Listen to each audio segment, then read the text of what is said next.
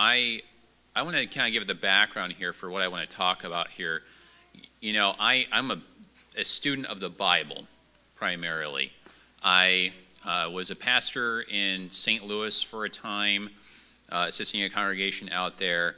Moved out here and said, you know what, I'm going to focus on my PhD now, and also to be closer to family. And I also do like just a little bit of, I have two side projects. One is I teach a class of freshmen at Concordia University, Irvine, which is fantastic, just basic introduction to doctrine, theology.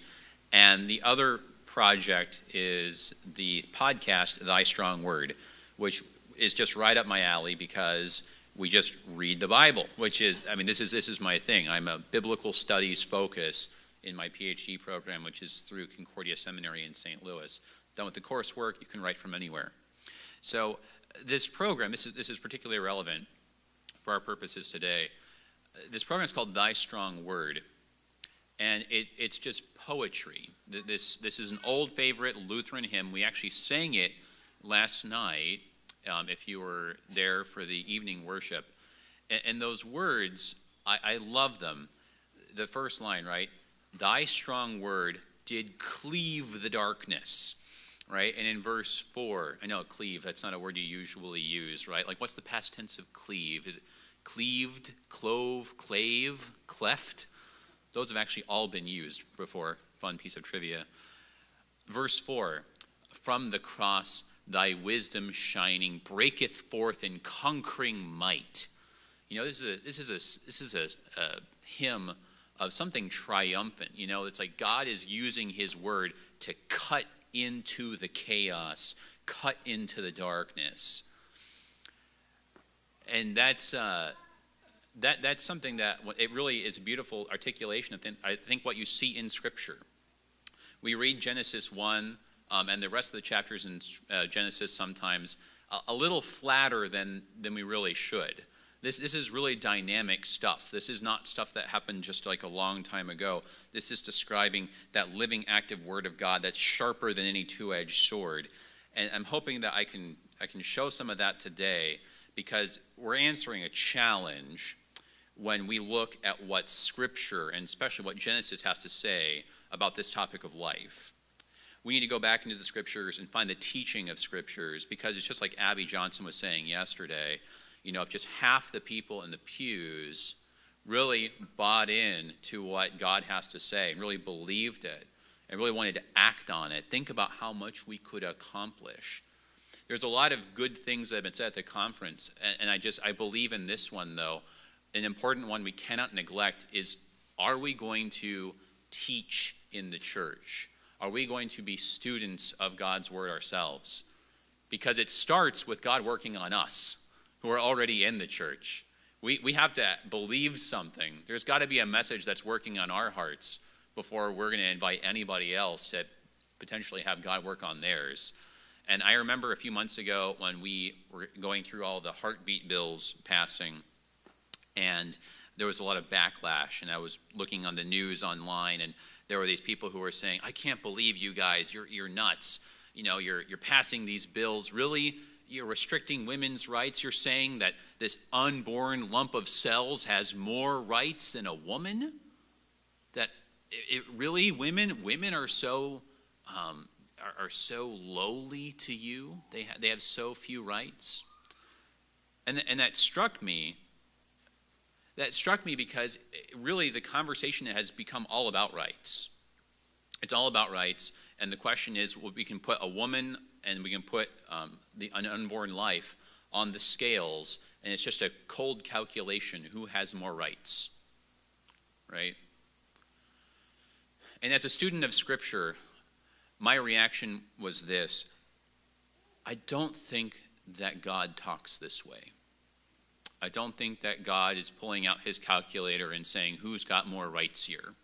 And he calculates, you know, who's got the highest rights score. And my reaction was, you know, just who gave us the authority to go and put these lives in the scales and to say, you know, maybe if I add them up this way, they'll live, and maybe if not, they'll die. Who gave us the authority to even be making that call? So in my presentation today, I want to take a look at this dynamic doctrine of creation and say this. I could concede to the other side for sake of argument that what is in the womb is not a full human being. It doesn't matter. We have no business ending that life and making ourselves judge over it. Maybe I can't prove or convince somebody that that life is a full human being, but you know what? I can typically convince you that you're a full human being. And if you're a full human being, you've got no business doing that. So, let's take a look here. We've got the good folks running the tech have told me that they've got the Bible up there, that they can put it up here up front. Let's start with Genesis chapter 1. We're talking about creation. Well, okay, we got to start by defining what is creation. This is as close as you're going to get to a definition in the Bible of what creation is. This is the first time that the word creation is used, and I'll note this too. This is an English translation, but this is important. The word created there is a unique word in Hebrew. It's bara. It's a word that is only used of God. Bible never says that an artist creates bara, a piece of art or a statue. Never says that Adam bara, a son. Never talks that way. This is talking about what God does specially and uniquely. We got to pay attention. This is what creation means. So I think you can just keep the slides rolling. We're going to read maybe we'll do the first 5 verses. In the beginning, God created the heavens and the earth. Now the earth was formless and empty, and darkness was over the surface of the deep, and the Spirit of God was hovering over the waters. And God said, "Let there be light." And there was light. God saw that the light was good, and he separated the light from the darkness.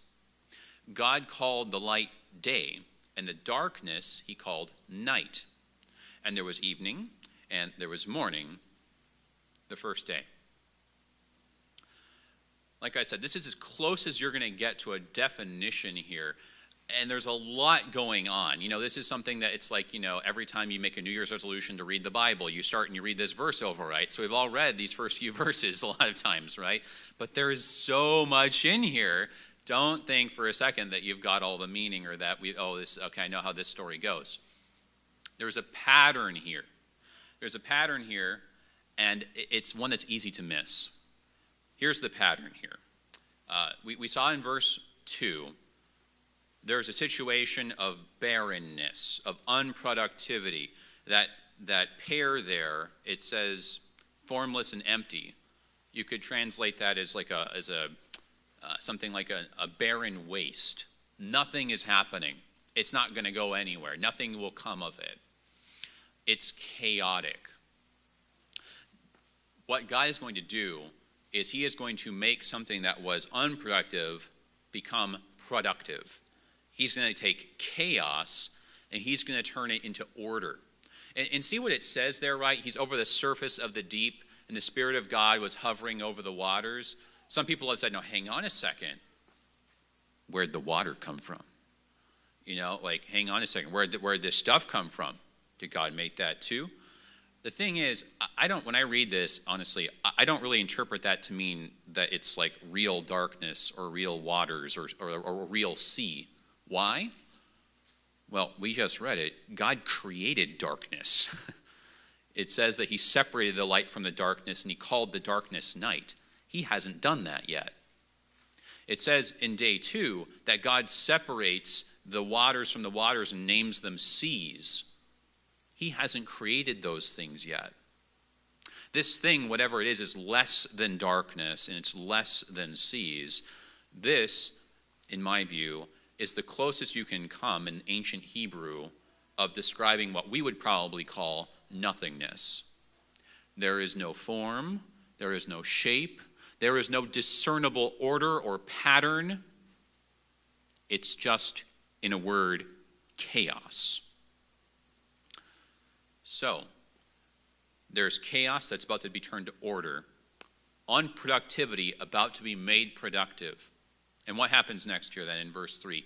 He says, let there be light. And this is an amazing thing, because this is not just God's kind of talking, This is like the next step in the dialogue. When he speaks, this is God taking out an axe and smashing darkness and cutting it in two. Thy strong word did cleave the darkness. That's the word you use for cutting a piece of wood into two, right? Or for that matter, cutting an enemy in two. Cleaving the darkness. Psalm 74, don't worry, you don't have to pull that one up. We're just doing 1 to 11. I'm just going to mention some other verses along the way. But in Psalm 74, it is a poetic description of the creation. And it describes, it is amazing, it describes a couple events in the history of God's people, and among them, the creation itself. And how does it describe that? It describes it as God taking his weapon and destroying the head of the dragon and cutting the waters in two. That's the image. God takes the sword, the axe that is his word, and he cuts into chaos. And what do you get? He's cut into it. You can see that there's some light and darkness in there, but it's all mixed up. It's not a real thing yet. It's not a real thing until he pulls it out, right? That's the next verse in verse 4, right? He sees that it's good and he separates it. He pulls it out of there. Now there's going to be some order, darkness and light, but not yet. Verse 5, one more thing to make it truly ordered, he has to give it a name. It's not a full creation until it has been named by God. We look. It reminded of, I forget, it was like on a sitcom or something, and one of the characters was like, well, that's a made-up word, and then the comeback was, all words are made up. It's true. And for that reason, though, we sometimes take it too far and we say, so the words don't matter, or that names don't matter, whereas they matter a lot. God, this is a pattern, right? We got to see this, because this is going to get really big really fast. He cuts into it. He cuts into this chaotic, unproductive mess. He pulls something out that's going to be distinct. He brings order. He gives it a name. And we saw in the previous verse, he sees that it's good. And let's be clear, that's not, he just kind of looks at it and is like, oh, that's all right. This is the same satisfaction that a person gets when they take the axe and they cut into that wood, and it's a clean cut right down the middle on the first stroke. And you take a step back and you're like, no, that was good. This is a Hebrew idiom. It means that he took pleasure in what he did. Because part of creation is taking pleasure and celebrating the goodness of what has been wrought. And then at the last part here, there was evening and there was morning. The first day, God rests. See, we overlook that. We overlook this so many times. I've heard so many different presentations on Genesis 1. We think that God only rested on the seventh day, as if God pulled 6 all-nighters and then finally, after working himself to the bone, decides to rest one day. That is not the pattern for work. Please do not attempt to make that the pattern of your work life. Like a good day's work, he takes pleasure in what he's done and he stops. God knows when it's been enough for one day, and we can wait till the next day. There is rest. So you see this. There's all these aspects. This is what creation is. These different aspects that we've outlined here. We're going to see really quickly that this is a pattern that is not just something that goes in the first chapter of Genesis, or even the first 11 chapters of Genesis, but something that goes throughout the entire Bible. We're going to get there. But let's just keep going in Genesis for just a second. So, obviously, why is this significant? I'm going to jump ahead a little bit. This will become clear. This is not just God creating the world. This is God making a covenant with the world. A covenant, you guys probably heard this word thrown around. Some churches are named covenant. I think that we kind of think of it as a promise. Maybe you've heard of it as the Ark of the Covenant. There's some kind of a treaty or arrangement going on here, right? I think we have enough familiarity that many of us have that kind of idea at least about what a covenant is. God's making a covenant with creation. And that covenant informs us who we are, what our purpose is. And so when we think about what our role is as humans, that's really important to be thinking about what exactly are the terms of God's covenant that he's made with us and with the rest of creation. And we often think that the deal that God made was, okay, I've made all this stuff, it's yours, do whatever you want with it. That those are the terms of the covenant. And man, I've heard people talk that way and use some pretty terrible terms to describe that kind of attitude. But my thesis for you guys today is that the terms of the covenant are actually pretty limited. Yeah, God talks about dominion and authority that he has given us. It's pretty specific what he wants us to do with that. All right, so now we can finally advance forward. So let's talk about this dominion. Let's talk about the first rulers of creation, right? All right, go ahead and we can move on to verse, 16 here, right? The first rulers of creation. Aren't we important?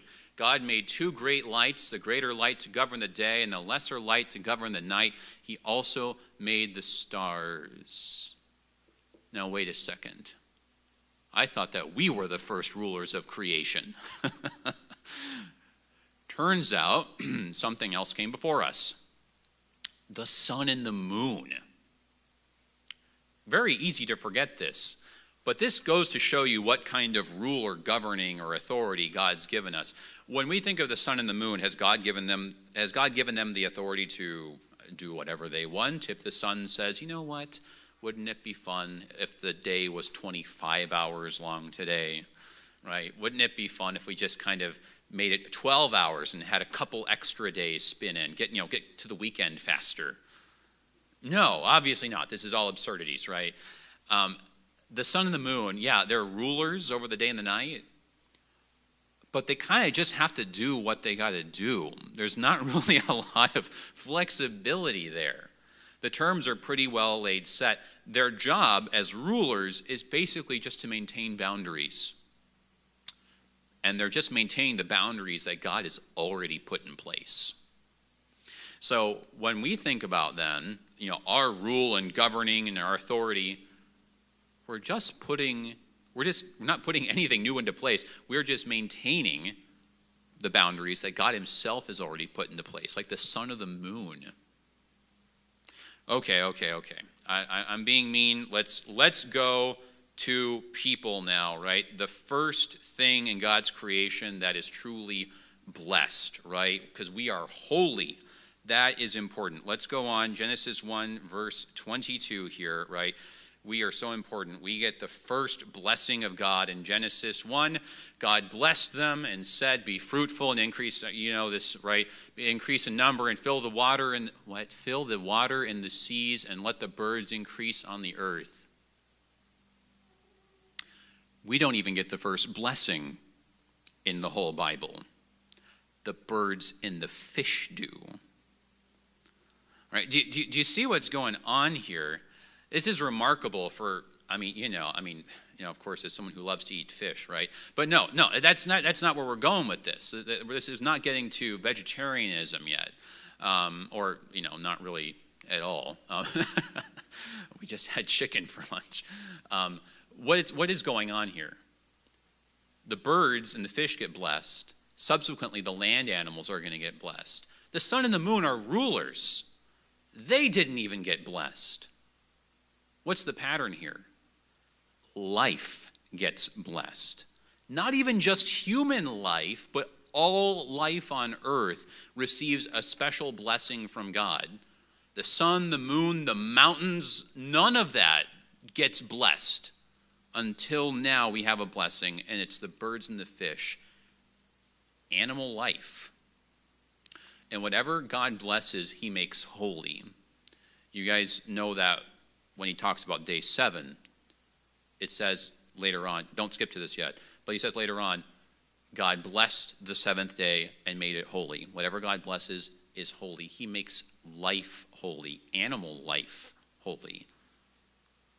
That means not that we can't ever have like a taco or, especially a fish taco. I love fish tacos out here in Southern California. We didn't have those in St. Louis. That's not what it means. It means, though, that you can't do whatever you want with the animals. You just can't mess with them. There's rules. All right.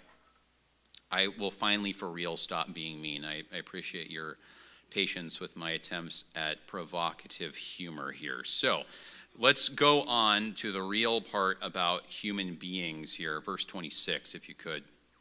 And we'll read a few verses here. Let me skip over to, I have the NIV on my computer here. There we go.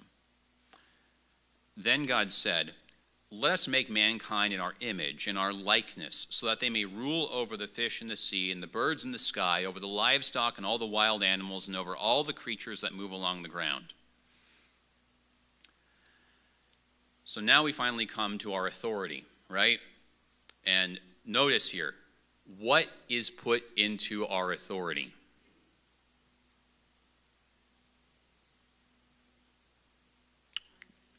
What's that? Well, that's what he makes us. And we're going to talk about that in a second, what the image of God means. So what does he give into our hand, though? What does he make us rulers over? And thank you for listing them, because it's actually kind of a small list, okay? It's tempting to say, all creation, we are the lords of creation. It very specifically actually says the birds, the fish, the livestock, the wild animals, and basically animals again. It's so funny and cute because children, it seems like all they want to be is zookeepers, right? And so far in Genesis 1, it looks like that's pretty much our job. He has made life holy, animal life holy, and our rule and authority is over the animal life. Very interesting. Now, we do need to talk about what this business about image means. And I'll tell you now, ask 20 theologians about the image of God, you'll get 20 answers. There's a lot that has been said about the image of God. And there's a lot of things that Lutheran pastors like to say about the image of God. Many good things. But let's not neglect what the word just basically means in its most original and literal sense here. Notice you've got here two words, actually, image and likeness. That word image there in the Hebrew is tselem.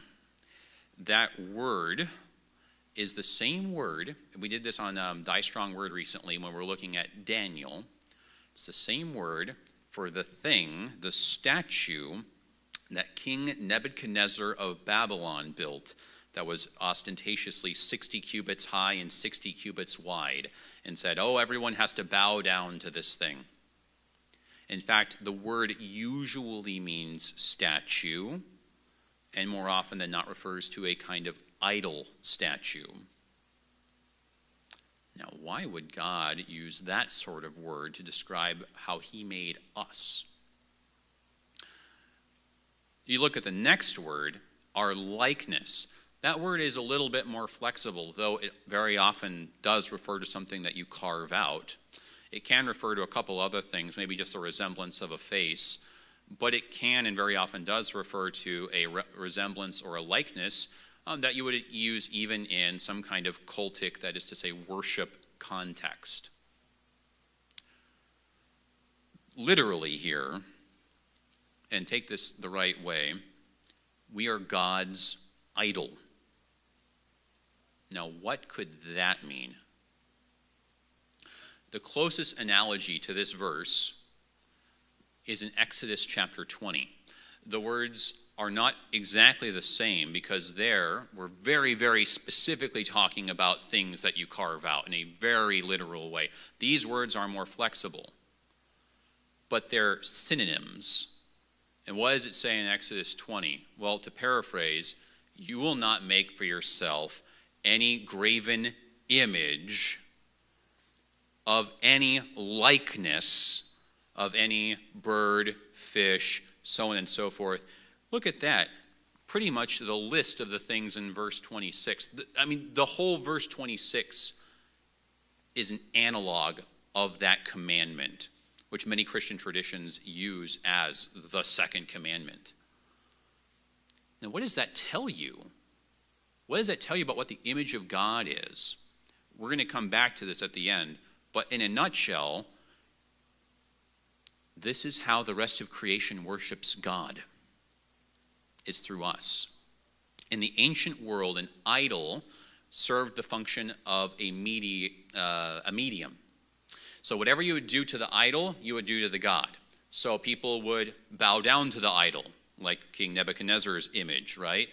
And that would be bowing down to the god. They would feed the idol, offer it sacrifices. That was a way of feeding the god and having the god eat in your presence.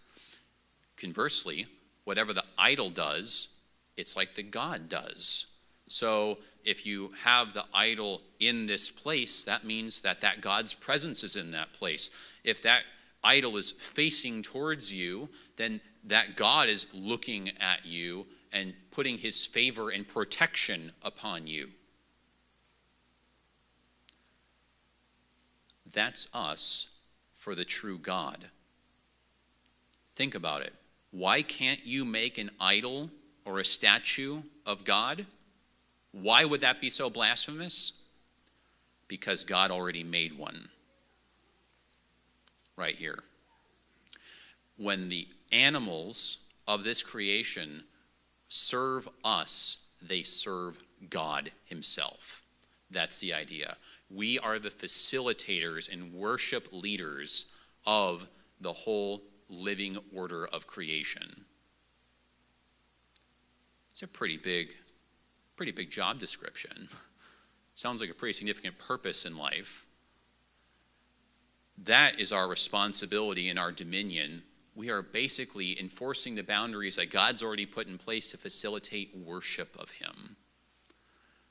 Now, we're going to talk about how we do a really bad job very often at being God's representative and of being a representative or an idol even. But that's the function that God has for us. That's the way he made us. That's the design. The design goes off the rails, but that's the intention. So he goes on, and we talked about the second commandment, right? In some traditions, in the Lutheran tradition, we kind of bundle it all together, right? But then there's the first commandment. And no, I'm not talking about the one on Sinai. I'm talking about the very first command that God gives people. What is that?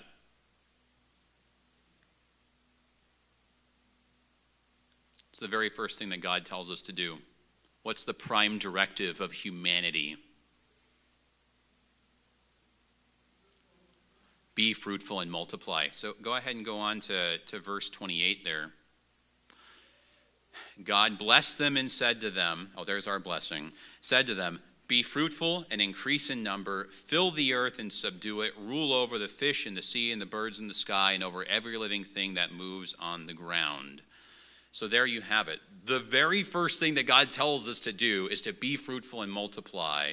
Think about that. Whatever comes first, especially in a Hebrew mindset, that's kind of the most important thing. Parenthood is no kind of, optional side thing, like, oh, maybe it's kind of an interesting hobby. It's literally the first thing that God put us on earth to do. It's tremendously important. And we're going to talk about the full importance at the end. But notice that it goes together. Fill the earth and subdue it. The reason why we are given the authority over the animals in this context here is because if we're going to fill the earth, we're going to have to erect boundaries. We're going to have to keep the lions out of the cities, right? They're going to have to submit to our authority. We're going to have to subdue the earth, in fact. We're going to have to make some modifications if we're going to be building cities and things like that. We haven't been given free reign even over the earth, but we can subdue it enough so that we can keep the first commandment and multiply and fill the earth. It's all fitting together here. And we have to fill the earth. Why? Because we're God's representatives, and we're supposed to represent God to every creature on this planet. all tying together here. Look at the next verse. Just when you thought that maybe we were really, really important, and wow, God, we're so important, we really can do whatever we want, right? Here's a reminder that you can't. Then God said, I give you every seed-bearing plant on the face of the whole earth, and every tree that has fruit with seed in it. They will be yours for food. He has to specifically spell out what we're allowed to eat. At this point, God has actually not given us permission to eat any animals. In fact, we don't even have permission yet to kill an animal. That's not our job, right? Our job is we're supposed to help them worship God, not to kill them. You see that? I mean, there's a logic here. We don't just get to do whatever we want with the creation. There are these very fixed boundaries here. So that's Genesis 1. It's good that we spent a long time on it. We're going to need to move along a little quicker here, and we'll see, though, how this pattern, remember, we got two things out of Genesis 1, I think, in a big way. One is the definition of creation, right? And we saw that. There's this cutting into the thing, separating it out, making the distinctions, making what was barren bountiful, making what was chaotic ordered, taking pleasure in what has been made, resting from the work, right? And also, this is the next part. There is a command. There is an order. The commands have been given to the creation. We see there that this is not just the pattern of creation. This is the pattern, as we said, of covenant. Those are all the things you do with a covenant, including giving commands like be fruitful and multiply. All that in just the first chapter of Genesis. So I want to skip ahead here. And now I got to remember, when did we get started? We got started like at about 12:40 or so. Okay. So we got started, yeah, we're coming up on about 30 minutes. All right. I want to go ahead, actually, and move on ahead. There's a lot that you could talk about in Genesis 2. You see the pattern of creation again, especially in a big way with the creation of woman. But I want to focus here on this one part here. This is starting to hint at where we're going here. Take a look at verse 15 of Genesis chapter 2. We're just going to look at just a couple things in Genesis chapter 2 quickly here. Again, more on our purpose. So we're to represent God to the creation. We have dominion over the animals. We subdue the earth in our process of filling it and multiplying. A little bit more on this. God took the man and put him in the Garden of Eden to what? To work it and to take care of it. We are not only, right, the worship leaders of the animal kingdom. We're not only the ones who facilitate worship and represent God. Yes, we do have dominion in the sense of maintaining boundaries. We're also the caretakers of creation, and particularly here, what's it talking about? It's talking about, in this case, actually the plants. It's a garden. We're not just zookeepers, we're gardeners. I think about my mom, who does a fair bit of stress relief by going out there with, not quite like axes and swords, but I think there is some cleaving that's done there in the process of gardening. It's part of what God made us to do. This is what the purpose of God is for us. Taking care of the garden. One more thing we need to look at here in Genesis 2 here. So you know how it goes. He works in the garden, but it's lonely business. There's no one else there yet. He starts creating animals to help him, and the animals, while they're sure helpful, they don't fit the bill, right? But there's an in-between step before you get to Eve. And take a look at this here. This is in verse 20 now of Genesis chapter 2. Don't skip over this. This isn't just the cute part of the story for the kids. It says here, and we should probably read, leave it there at 20, but I'll just take half the verse just to give us context. He brought them to the man, referring to these animals, to see what he would name them. And whatever the man called each living creature, that was its name. So the man gave names to all the livestock, the birds in the sky, and all the wild animals. Think about that. What is the significance of naming something? It's a part of It's a part of creation itself. It's a part of making a covenant with something. And here, God says, come on, Ellie, help Daddy do this work. By his grace alone, he is allowing us to create with him. By his grace alone, he is allowing us to make the covenant with him. He doesn't need our help any more than I need a 3-year-old to help me do the dishes. Sometimes it's very clear this is a very inefficient way to get the work done. Aren't we rather inefficient helpers, right, doing the work of God? But by grace, he allows us to come alongside him, and we actually are doing the work of creating, the work of covenant making with the animals in this case. More and more, we're getting to see the pattern here, and it's about to get really, really big here. All right, we need to just move on. Let's look at Genesis chapter 9. I'm going to skip a lot. So in Genesis chapter 3, there's the fall.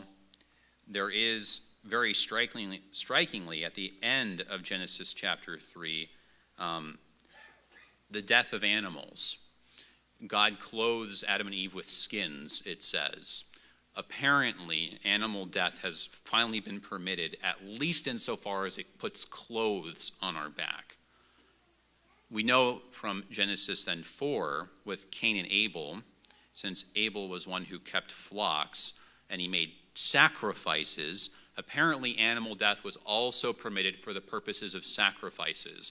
But making us clothes and making sacrifices, those are things that were only necessary because of human sin. In other words, it was not necessary for those animals to die in the garden where we knew not sin and we knew not need for sacrifice and we knew not the shame of nakedness. Those things are only permitted insofar as they now deal, as they mitigate with the effects of sin. Then we have to skip ahead then, Genesis 6, there's a flood. We could talk a lot about why the flood had to happen. Genesis 9 then. The flood's over. They come out of the boat. And without reading all of Genesis chapter 8, consider the pattern here. The waters come down. It says that the foundations of the deep are open. All the stuff down here. The windows of the heavens up here are opened, and all the water comes crashing down. That is to say that the waters above and the waters below are smashing together now. What we're left with is a big, dark, watery chaos as the world is engulfed in the flood, the inundation. Following this, there is a great wind that begins to shift the waters around. The Spirit of God is over the waters. Anyone noticing some parallels to Genesis chapter 1? It's creation language. The next thing you see is the peaks of the mountains. The land is beginning to be separated from the waters. What do the birds bring back that Noah sends out? Vegetation. It's creation all over again. And let's make it even better here. What happens? God opens up the ark and he pulls out life. Right? And what's Noah's name? It means rest. Like the way that ark rested on the mountain. His name is fully realized in this action. So in Genesis 8 and 9, we actually see creation language happening all over again. And then, just to make it really, really clear, what happens here? Let's just move on to verse 7 here. Just to make sure that we know that this is creation and that this is covenant. As for you, be fruitful and increase in number, multiply on the earth and increase upon it. Well, if God repeats himself, probably important, but here it is, a command again. And more than that, verse 8, then God said to Noah and to his sons with him, I now establish my covenant with you and with your descendants after you, and with every living creature that was with you, the birds, the livestock, and all the wild animals, all those that came out in the ark with you, every living creature on the earth. I establish my covenant with you. Never again will all life be destroyed by the waters of a flood. Never again will there be a flood to destroy the earth. And God said, this is the sign of the covenant I am making between me and you and every living thing with you, a covenant for generations to come. I have set my rainbow in the clouds, and it will be a sign of the covenant between me and the earth. This is the pattern of creation. This is the pattern of covenant. Whenever God makes a covenant, he creates. Whenever he creates, he makes a covenant.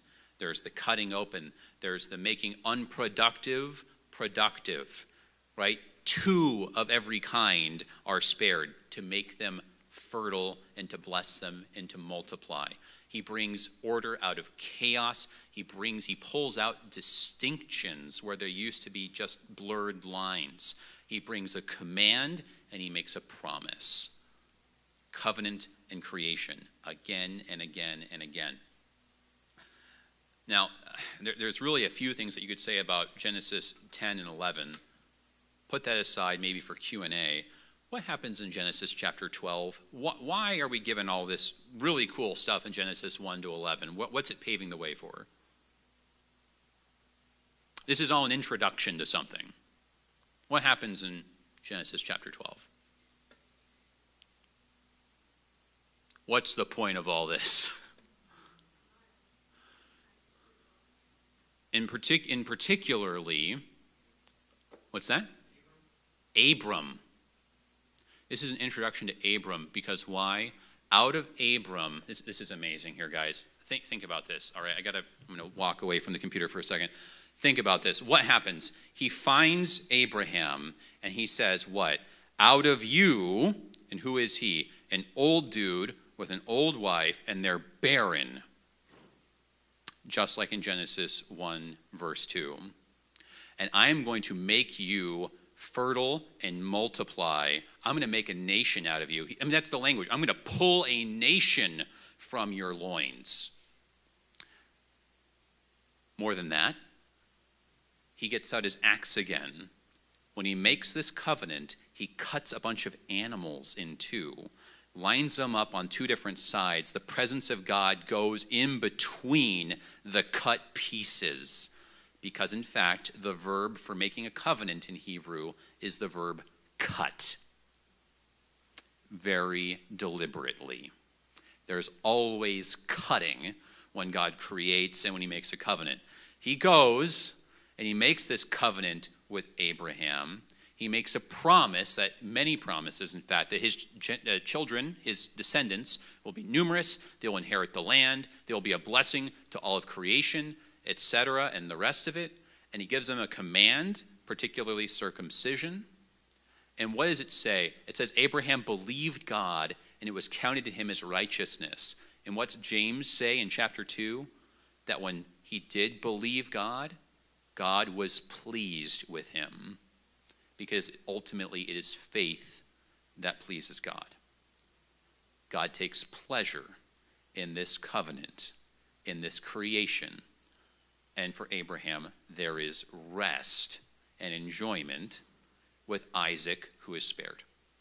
The pattern of creation is not just for the very beginning of the Bible. You have the first 11 chapters because Genesis is primarily actually not about the creation of the world. It's about the creation of a holy people.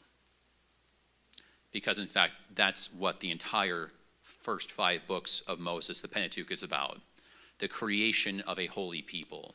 Because God, again, is going to take out that axe, and he's going to split the waters of the Nile. And out of this crazy situation of Pharaoh's armies chasing the Israelites, he's going to work order. He's going to pull not just a bunch of slaves running for their lives out of the water. He's going to pull a nation out of that water. Order out of chaos, bounty out of barrenness. He's going to make a command with them on Sinai.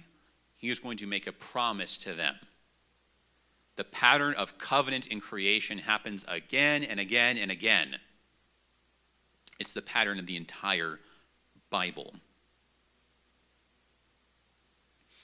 So what's the really big thing then? Like we said, we are in the image of God. And whatever the animals do, whatever service they would lend us, is service and worship they render to God. Moreover, whatever we do to them is if God does it to them. We represent God to them. The animals know God because of us. Whatever we do, we are saying, "Hear, O creation, this is what your God is like." Think about that. And think about how honest we have been with the rest of creation about what their God is like. If we have revealed the true God to be a God of promise, a God of love, or if we have lied about the Creator God and told them all that they have a cruel God, an apathetic God, a God that really just doesn't care or have the time. The real reason, the deepest reason, I believe, why we have no business over the life of the unborn, regardless of its status, is because we, in God's grace, have been made covenant makers with that creature. The act of procreation is an act of God's creation, and therefore is an act of covenant.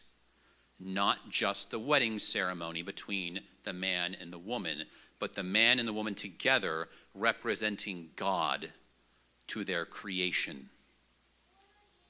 And whatever the status or the rights or the calculus or the math or whatever the calculator says about the status of what is there in the womb, that's what you've created, and that's what you've made a covenant with. You are God to that creature. All it knows of the Almighty Creator of the universe is you. You are the face of God, and you have the highest responsibility and honor and privilege to represent God to that creature.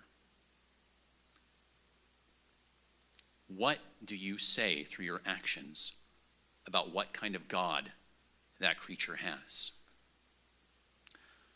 To destroy that life and to break the covenant is the greatest kind of lie and blasphemy about God, because it says that God is a liar, that his promise, which was even there implicitly in Genesis chapter 1, his act of creation, which promises, I am your God, and I love you, I will take care of you, I will protect you no matter what.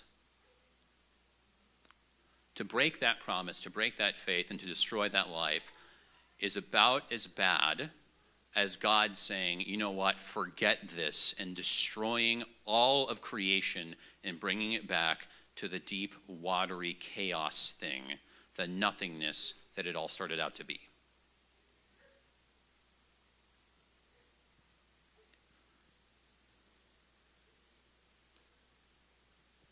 When we appreciate this, we see we have, first of all, right, how great is our sin? Second of all, how great is the responsibility that we have been given, a responsibility which we just kind of shrug off and say, maybe that would be fun, but maybe not. But consider this is actually the same pattern that God saves us with, right? Because he sends his son into our flesh and he cuts him. He's pierced in his side. Not unlike Adam, who falls asleep, he dies. And from his side, what? Does he pull out life? Yes. Just one life? No. From the riven side of our Lord Jesus Christ, he pulls out the whole church. His whole church made by his body and blood. Is there a command? Yeah, there's lots of commands. Go therefore and make disciples of all nations. Is there a promise? Is there a covenant? You betcha. Take, eat, this is my body. Take, drink, this is my blood of the new covenant, shed for you for the forgiveness of sins. God cuts a new covenant with us And when he creates a covenant, he makes a creation. His new creation is the church. And this is the thing that's so mysterious about this. He creates the church through this covenant-cutting ceremony in creation through his Son, who is raised then, get this, as the first fully formed human being. All this time we think to ourselves, we're full human beings, and the unborn is something less than that. None of us are full human beings. In Romans chapter 8, it says the creation is groaning in childbirth, waiting for the revelation of the sons of God. The only true human being was put to death because we killed him. The true human being that we will all be is what we will be on the day of the resurrection. Right now, you and I are still embryos. We are still in development. We are not yet full human beings, but we will be because of our baptism. But think about that. Does that mean that, oh, well, you're just, you're not a full human being yet. You're still a work in progress. You're not there yet, so therefore your life doesn't matter? No, God says you are created in the image of God. If anyone takes your life, that's what we didn't read in Genesis chapter 9. If anyone takes your life, their life will be demanded of them. Even though we're not even full human beings, God loves us as if we were. That's why he didn't spare his own Son. This is the pattern of all of creation, of the whole Bible, not even just Genesis chapters 1 through 11. When God makes a covenant, he creates. When he creates, he makes a covenant. He has called us to be his representatives and to make covenant and create with him over this creation, this world, and all the animals. And regardless of how our calculators or our math or our legal traditions add up, we have no business destroying the creatures that we have created and made covenant with. We represent God. It's a big responsibility. It's a huge blessing. Let's teach that kind of perspective in our churches, and let's not have any kind of doubt or uncertainty about what's going on here. Thanks, guys.